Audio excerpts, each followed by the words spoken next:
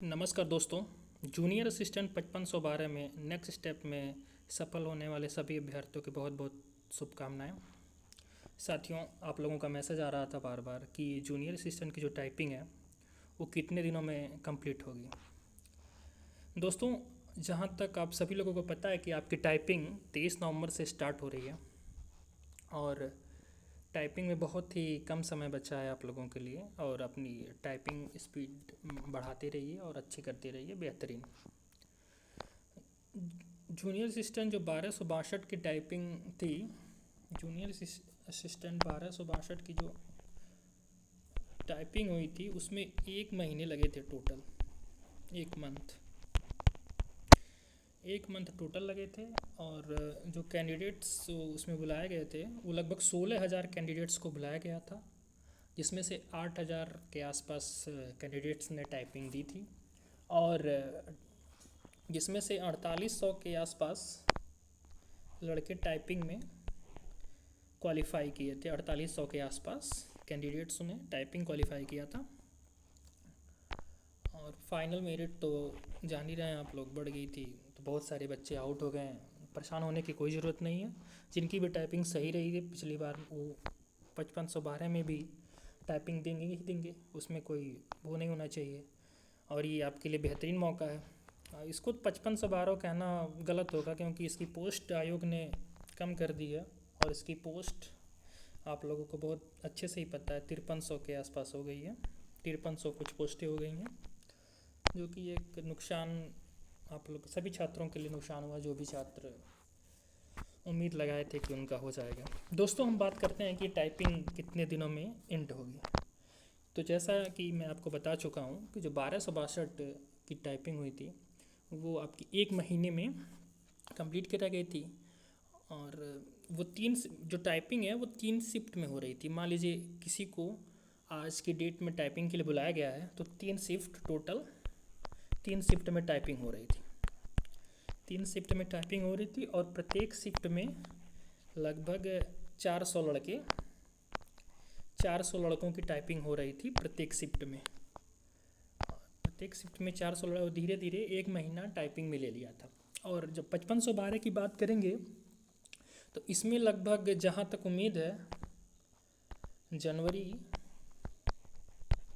11 जनवरी के पहले ही आपकी टाइपिंग कंप्लीट हो जाएगी। 11 जनवरी 2026 11 जनवरी 2026 के पहले ही कंप्लीट करवाए। हो सकता है कि ये दिसंबर लास्ट तक ही कंप्लीट करा दें, क्योंकि आयोग पिछली बार 1 सेंटर बनाया था टाइपिंग के लिए और इस बार 2 सेंटर बनाने की चर्चा चल रही थी, मीटिंग हुई थी। अभी फैसला कुछ लिया नहीं जा सका है क्योंकि दीपावली की छुट्टी में चले गए हैं कुछ अधिकारी। फिर मीटिंग होगा, देखिए क्या होता है। 1 सेंटर रहता है, 2 सेंटर रहता है या 4 सेंटर रहता है। और ये भी है कि इस बार 3 नहीं 4 शिफ्टों में होगी। देखते हैं कितने शिफ्ट में किया जाए, ये तो आयोग तय करेगा। लेकिन उम्मीद इसलिए लगा सकते हैं हम लोग कि 11 जनवरी के पहले ही टाइपिंग कंप्लीट कर लिया जाएगा, क्योंकि 11 जनवरी को यूपी SSSC आयोग का एक पेपर है। उसके पहले ही आयोग चाहेगा कि सारी टाइपिंग कंप्लीट किया जाए। तो आयोग 2 सेंटर 3 सेंटर तक बना सकता है, लेकिन जहाँ तक उम्मीद है कि 2 ही सेंटर बनाएगा और आपको टाइपिंग प्रोसेस धीरे धीरे होता रहेगा। और ठंडी का महीना है, जैसे जैसे ठंड बढ़ेगी आप लोगों के अंदर जोश बढ़ना चाहिए। आपकी जोश की गर्मी से ठंड का पता नहीं लगना चाहिए।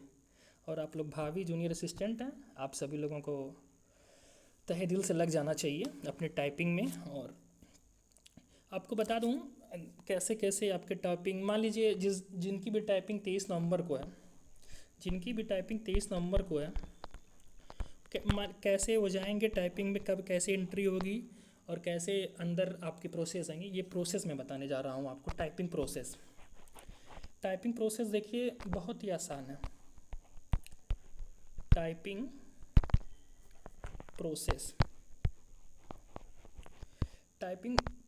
प्रोसेस जैसे आप लोगों ने कभी कभी ऑनलाइन एग्ज़ाम दिया होगा, बिल्कुल वैसे ही इसका प्रोसेस है। आपको एक एडमिट कार्ड जारी किया जाएगा।